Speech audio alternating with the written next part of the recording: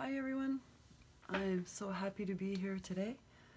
I'm going to be working on a awesome 10 by 10 canvas, and as you can see I've taken this out. I've worked with it a couple of times.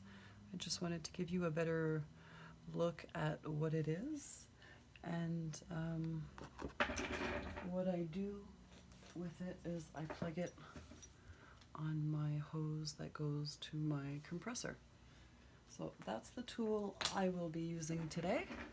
I'm using up a lot of my leftover paints, which is something I like doing because I don't like to waste.